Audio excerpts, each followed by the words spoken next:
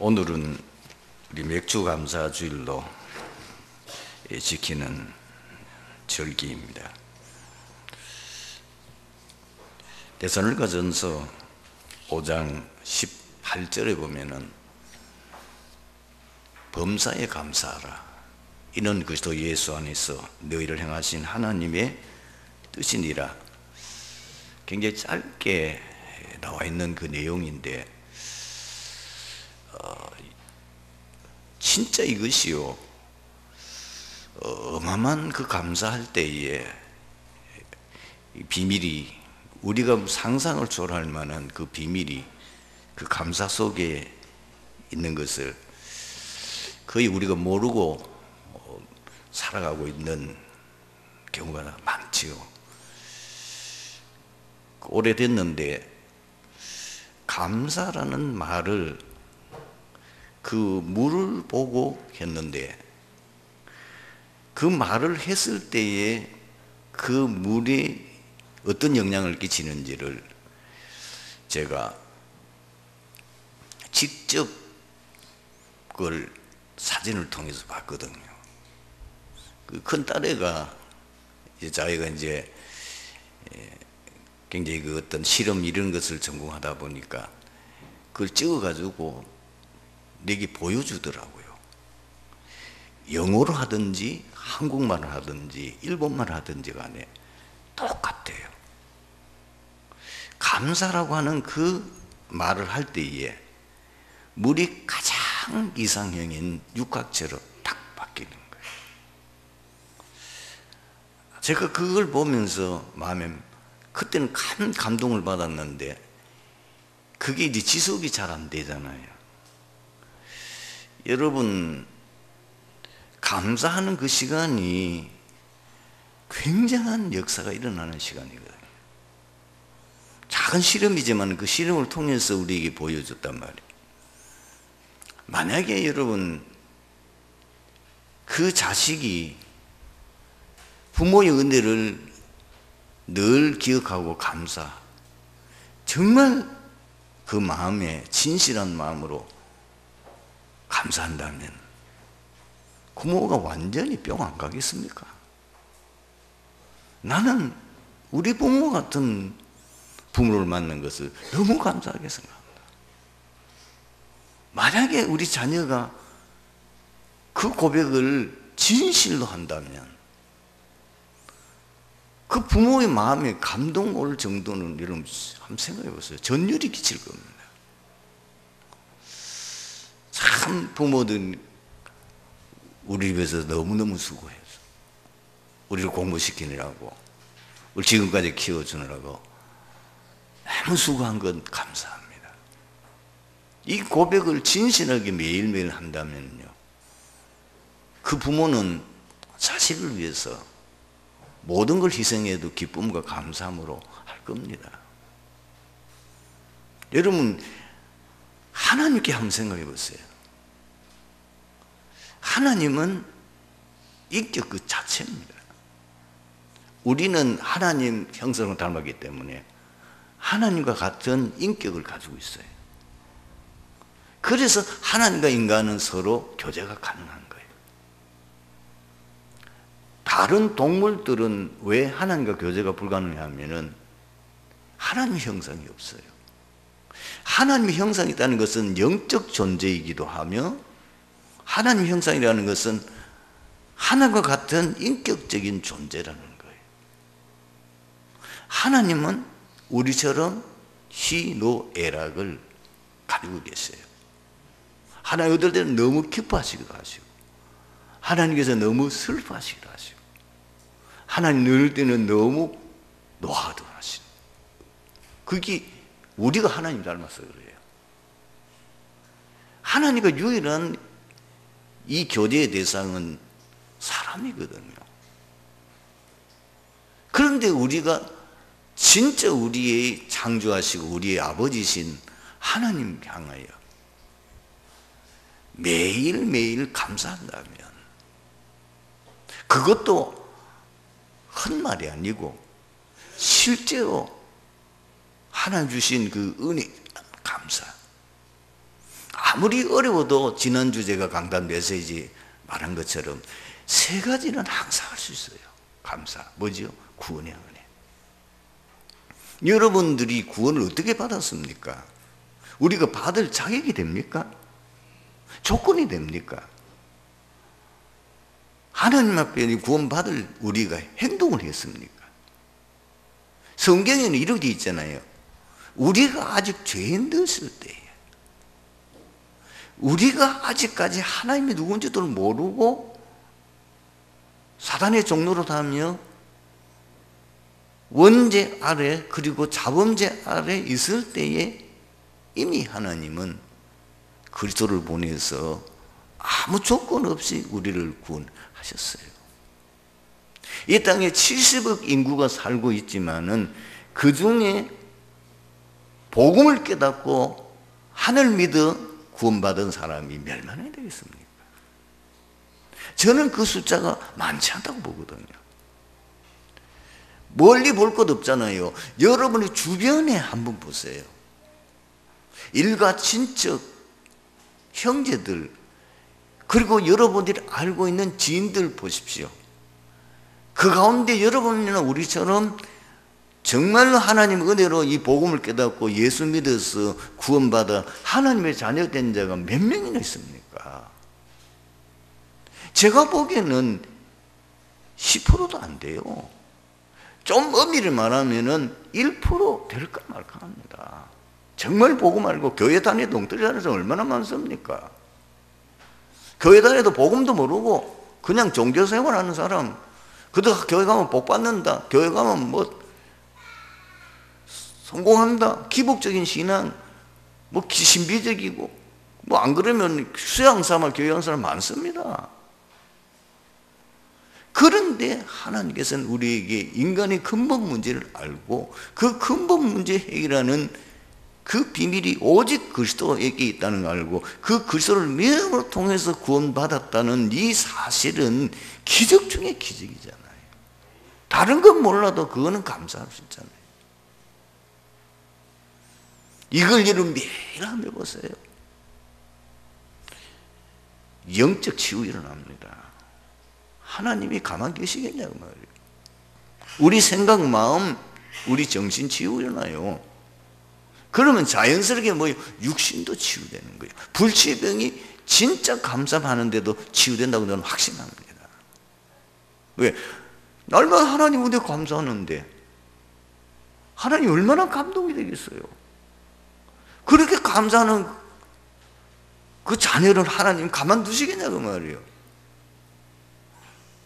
자기 아들을 아끼지 아니하시고 우리를 위해서 대신 십자가에 못 박혀 죽게 하신 그 하나님의 은혜에 대한 감사를 하는 그 자녀를 하나님이 축복 안 하실 수가 없는 거죠.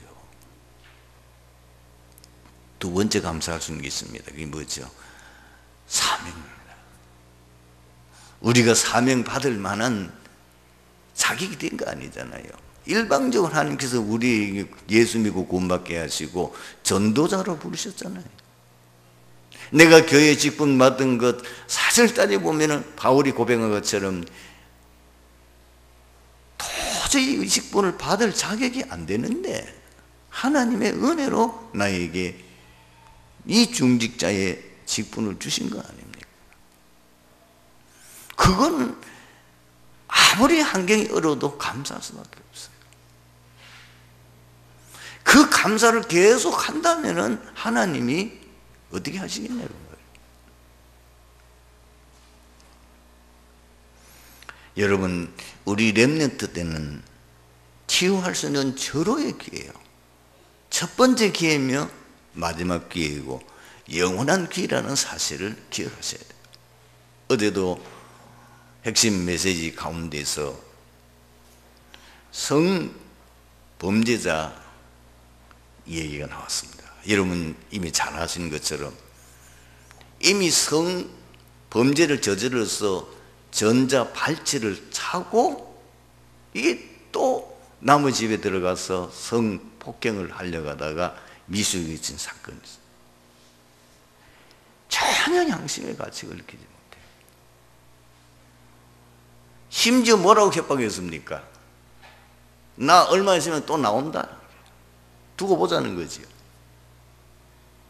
이게 어찌 이렇게 사람이 그렇게까지 이상하게 바뀌어버렸냐는 거죠. 사단에 의해 각인된 거예요. 사단의 문화에 완전히 이미 뿌리 내려 있어요. 그 사람이 전혀 양심의 가책을 느끼지 않고 오히려 억울하고 생각하는 것은 세상이 다 그렇다는 거예요. 나는 이런 범죄를 하고 있지만 나보다도 더 나쁜 짓을 말하는 사람이 이 세상에 꽉 찼다는 거예요. 뭐 세상 사람들이 존경하는 것 같은 저 뭐 훌륭한 성공 사람들은 큰 도둑놈이라는 거예요. 정치인들 심지어 대통령도 엄청난 죄를 짓지 않냐는 거예요. 그에 비하면 내 죄는 아무것도 아니라는 거예요. 어쩌다가 내가 들킨 것 뿐이지 그 사람들은 안 들키고 잘 살아가고 있지 않냐는 거예요. 완전히 뭐요? 사단의 문화에 물들어 버렸어요. 그게 뿌리 내려버렸다니까. 그러니까 결국은 뭐요? 불신자 6가지 그 삶 속에 완전히 체질돼 가지고 절대로 바꿀 수 없는 절대 불가능한 운명 속에 잡혀 있는 거예요. 얼마나 불쌍합니까? 왜 그 사람이 그래 됐냐는 거죠. 어릴 때에 들어간 것 때문 아닙니까? 오래됐어요. 그 사람이 그렇게 되기까지는 많은 문제들과 상처와 문제들 환경 속에서 자기도 모르게 결국은 사단의 영에 완전히 각인되고 그 사단의 문화와 그리고 6가지 운명 속에 완전히 잡혀버린 인간의 노력이나 방법은 절대 불가능합니다. 그래서 우리는 렘넌트들이 그런 비참한 인생을 살고 실패하거나 우리 렘넌트들이 이런 험악한 세상 살아가면서 자기도 모르게 이상하게 각인 뿌리 체질돼서 무너지지 않도록 하기 위해서 어릴 때에 제대로 마가다락방의 그 역사를 체험하게 돼요. 사람은 절대 불가능한 상태를 얘기해요.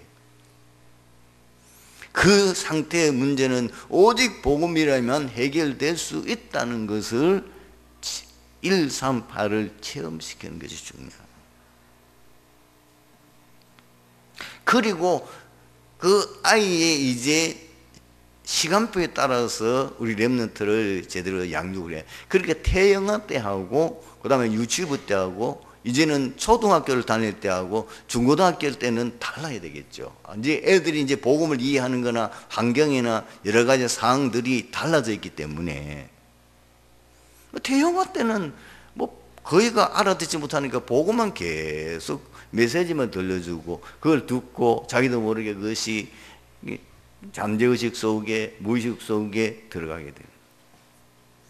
이제 그래도 유치부 정도 되면은 현장에 가서 그 현장의 사단의 문화, 사단에게 지금 장악되어진 여러 가지 상태를 자꾸 보여줌으로해서 그걸 확인할 수가 있게 되죠. 초등학교쯤 되면은 이제는 어느 정도 알아듣습니다. 그때는 그 상태에 있는 그 사람들을 복음으로 살릴 수 있는 구원의 길, 그들 진짜 복음 전할 수 있는 것을 이제는 가르치고 보여주고, 그리고 뭐죠? 성전 미문이 앉아있는 안진뱅이 같은 사람, 진짜 복음 듣는 순간에 그 사람의 문제가 평생의 우울증으로 시달리고 그리고 문제 해결되지 않아서 저주치 않고 있는 사람이 예수 그리스도를 구주로 영접하고 난 후에 그 사람이 완전히 치유되는 현장을 만약에 초등학교 때 봤다면 어떻게 되겠어요? 인생 전환점이 되면 이야 이게 뭐냐, 완전히 자기 지금 또래 아이하고는 다른 세계를 보게 되는 거잖아요. 이게 굉장한 거예요. 그리고 도무지 불가능한 그 현장에 복음이 들어가면서 변화되어지는 모습들. 이제는 좀 더 크면은 실패한 것 같지만은 아이는 그 실패한 게 아니고 더 큰 성공의 계획을 하나님 가지고 있다는 이런 것들도 어릴 때 체험하고, 세상 이길 수 있는 이 영적인 힘을 얻는 그 비밀을 아이들이 초등학교 때 벌써 체험했다면 어떻게 되겠습니까? 그러면서 세상에는 사람이 할 수 있는 것이 별거 없다는 거예요.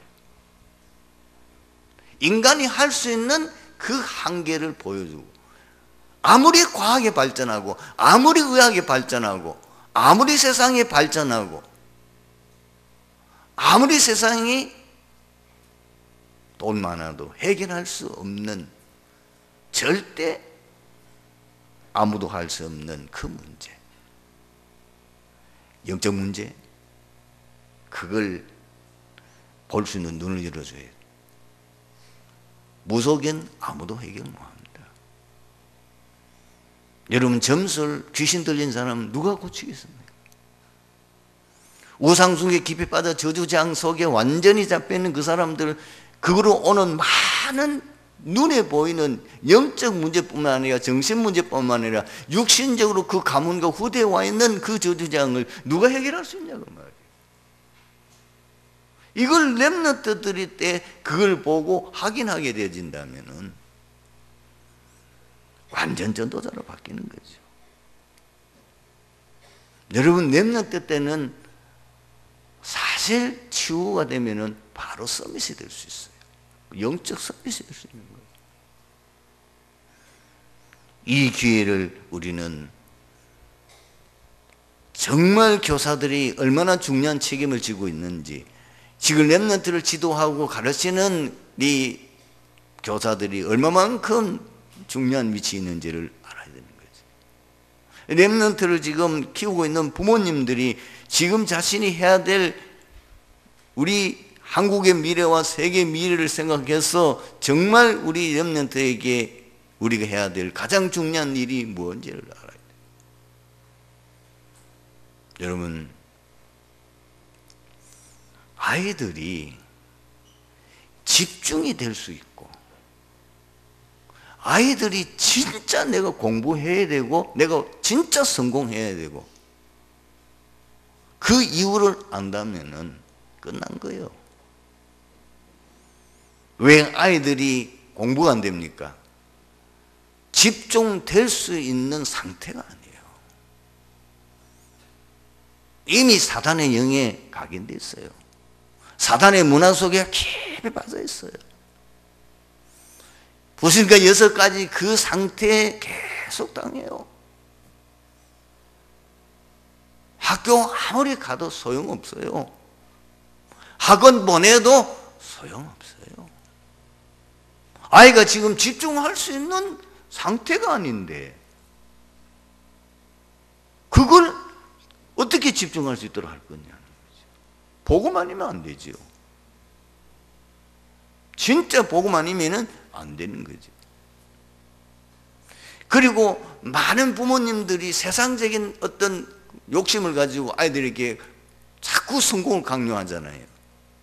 그게 아니고 아까 얘기했듯이 이 땅에는 복음이 아니면 절대로 해결할 수 없는 문제, 복음이 아니면 아무도 고칠 수 없는 문제, 이런 것들 때문에 하나님이 나를 전도자로 부르셨고 이 일을 감당하러 나를 렘넌트로 부르셨구나 라고 하는 것이 그 아이 속에 들어가 버리면은 부모가 걱정해야 됩니다. 야야, 병 날라 공부 그만해라.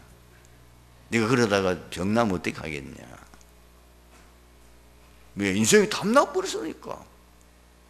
정말 내가 요셉처럼 영적 서밋이 돼가지고 이 병든 세상을 살리는 것 하나님께 내게 준 천명이다. 이렇게 깨달아버리면 끝나는 거죠. 기도하지 말라고 해도 기도하는 거죠. 어떻게 우리가 이렇게 렘넌트를 바꿔놓을 수 있냐는 거예요. 렘넌트들 바뀌어 나쁘면 끝나는 거잖아요. 거기에 대해서 우리 부모님들이나 렘넌트를 지도하고 있는 교사들이 굉장한 여러분들이 중요한, 세상이 어느 것보다도 바꿀 수 없는 내가 맡은 이 사명, 내가 하는 이 일이 얼마만큼 중요한 일인지를 깨닫고 그러고 기도하고 제대로 그를 감당할 수 있도록 하나님 내게 성령의 충만함과 힘을 주옵소서. 정말 하나님 내게 지혜를 주옵소서.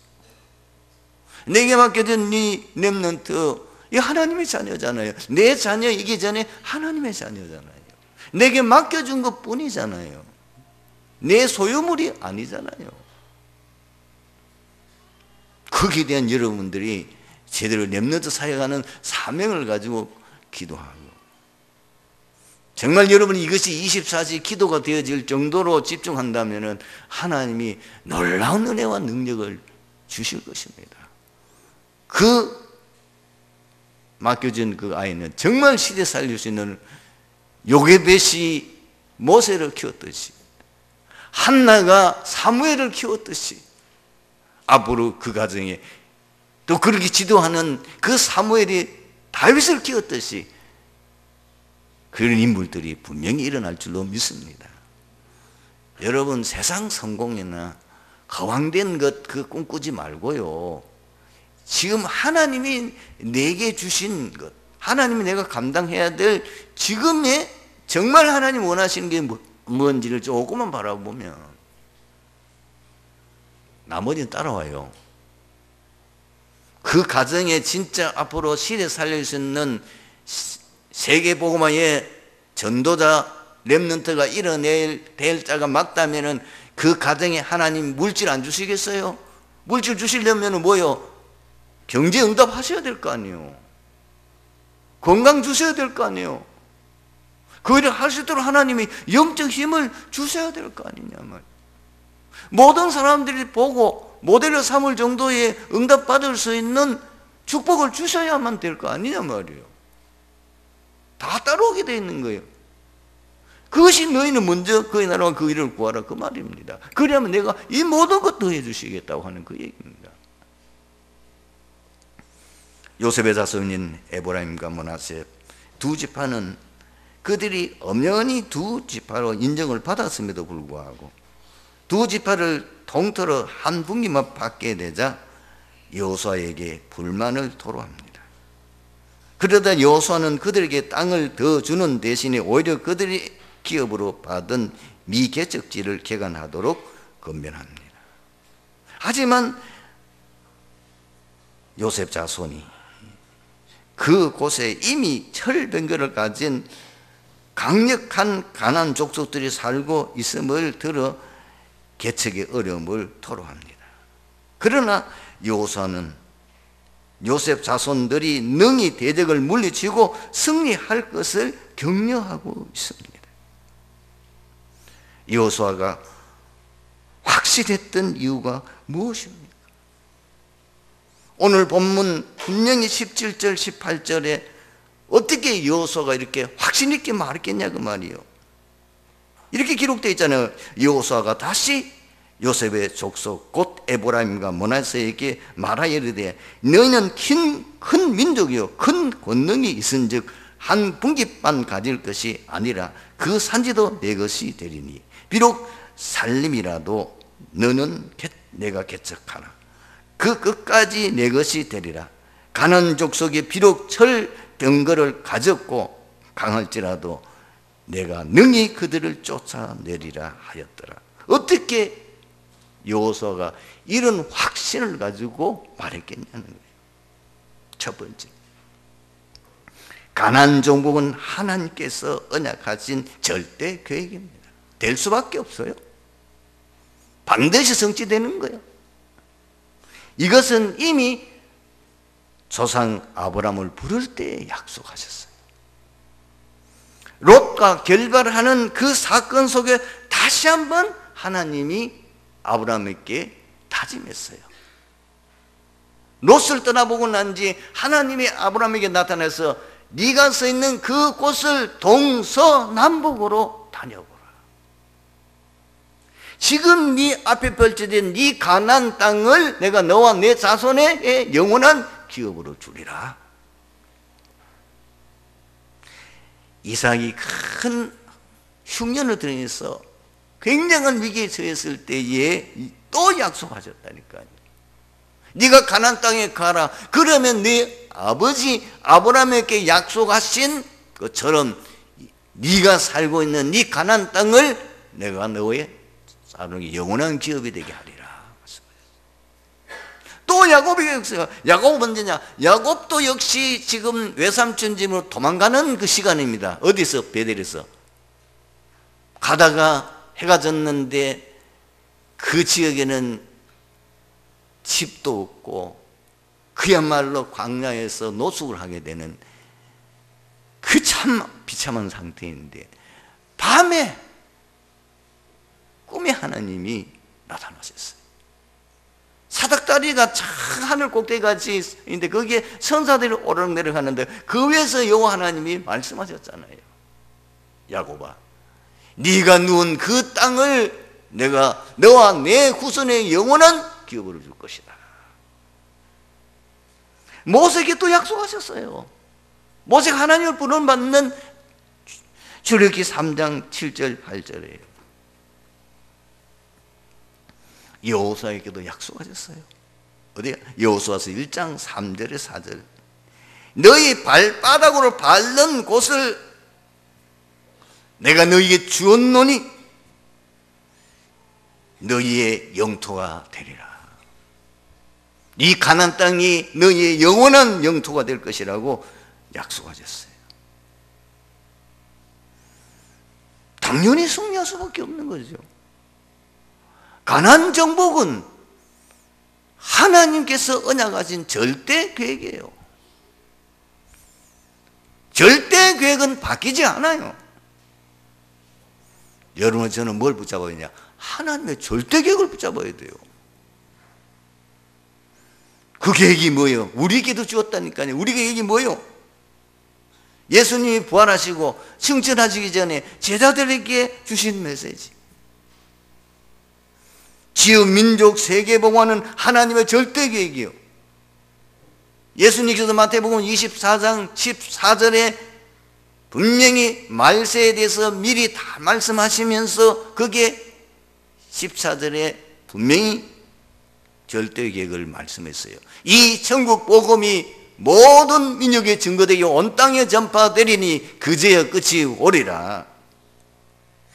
우리가 붙잡아야 될 절대 계획이 뭡니까? 237 나라 복음화입니다. 민족 복음화 정도가 아니에요. 237 나라 복음화, 이것이 하나님께서 우리에게 주신 절대 계획인 겁니다. 그러니까 여호수아는 눈도 안 깜짝하고 철병겨 있다고 벌벌 떠는데 거기에 전혀 말도 안 들어요.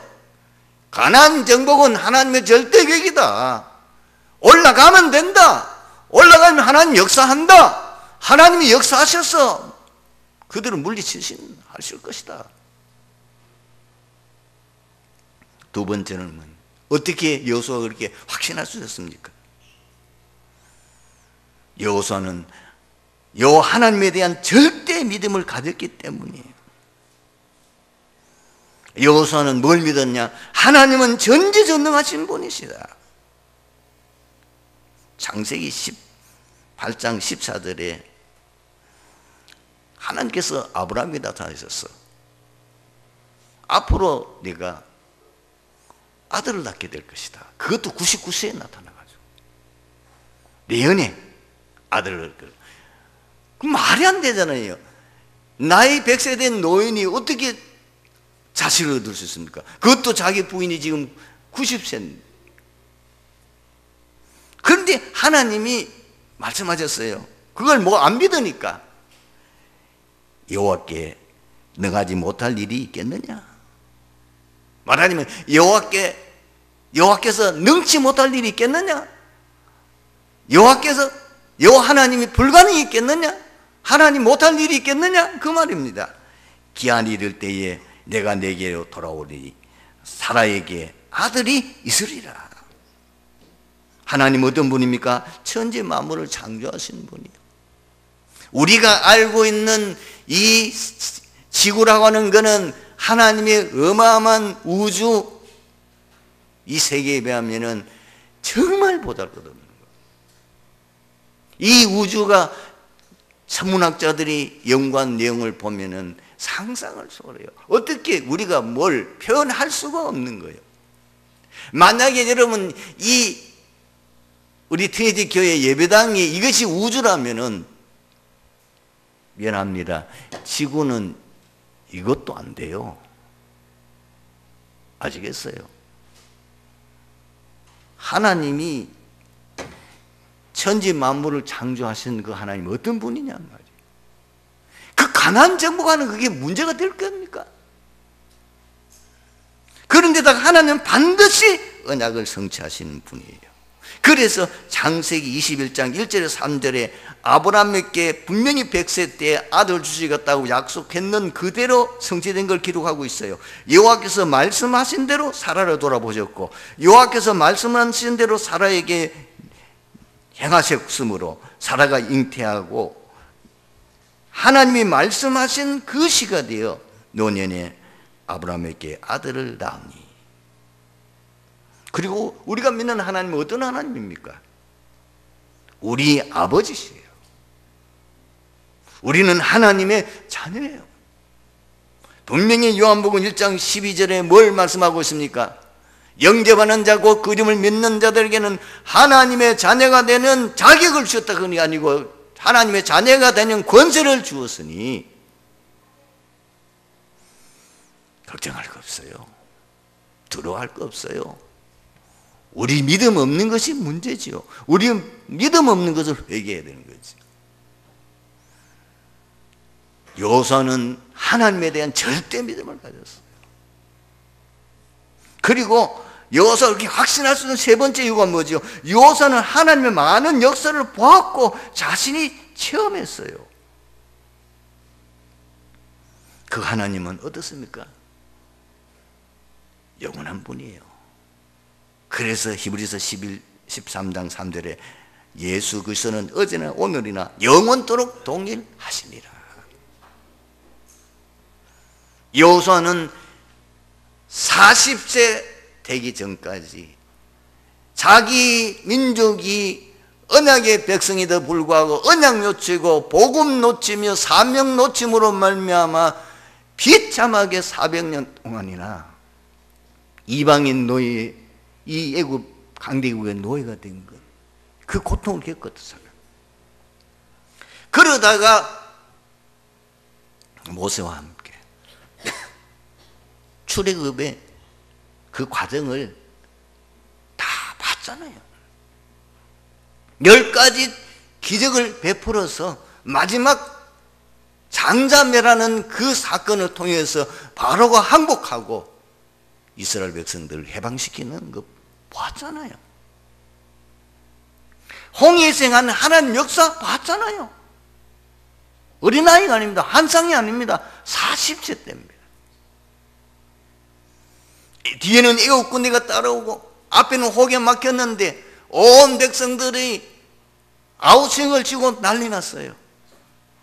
그런데 모세가 하나님의 말씀 붙잡고 하나님의 명령 따라 가지고 있는 지팡이를 가지고 그 홍해를 가르치는데 그 홍해가 갈라진 그 사이로 그 육지로 바다의 길을 내서 이스라엘 백성들이 다 같이 여호수아와 같이 건넜잖아요. 그리고 뒤따라온 애국군대는 하나님이 멸해버렸잖아요. 봤어요. 광야 생활 속에서 함께 하시는 하나님 역사를 봤어요. 구름기둥, 불기둥, 만나, 메추라기, 생수, 그 광야 생활 속에 이 아말렉을 하나님 무찌르시고 그 광야의 험악한 환경 속에서도 하나님이 한 사람도 굶어 죽은 사람 없고 한 사람도 목이 말라 죽은 사람 없고 그들이 불신앙하다가 하나님 대적하다 죽었지 한 사람도 자연 사람 다른 이유 때문에 죽은 사람이 없어요. 그걸 봤어요. 본뿐만 아니라 자기가 체험했다는 건 뭐예요? 바데스 바네아 사건. 분명히 하나님 말씀하셨어요. 이 여호수아 갈렙 외에는 아무도 가나안 땅에 못 들어갈 것이다. 그 열정탐꾼들이 하나님 앞에서 저주, 그 앞에서 재앙당해서 죽는 걸 두 눈으로 봤잖아요. 그런데 여호수아와 갈렙은 살았잖아요. 가나안 정복하는 가운데에 요단을 건너고 여리고를 정복하고 아이성을 정복하고 아모리 7족속을 정복하는 그 과정을 여호수아가 봤잖아요. 체험했잖아요. 하늘의 별, 이 태양이 멈추는 거 봤잖아요. 하나님 우박을 내려서 그 적군을 물리치는 걸 봤잖아요. 체험했지 않습니까? 그러니까 확신했는 거죠. 우리 성도 여러분요, 복음 체험하셔야 돼요. 정말 복음 체험하셔야 돼요. 복음의 능력이 어느 정도인지 정말 봐야 돼요. 볼 수 있어요. 지금 우리 교회 안에도 지금 증인이 있어요.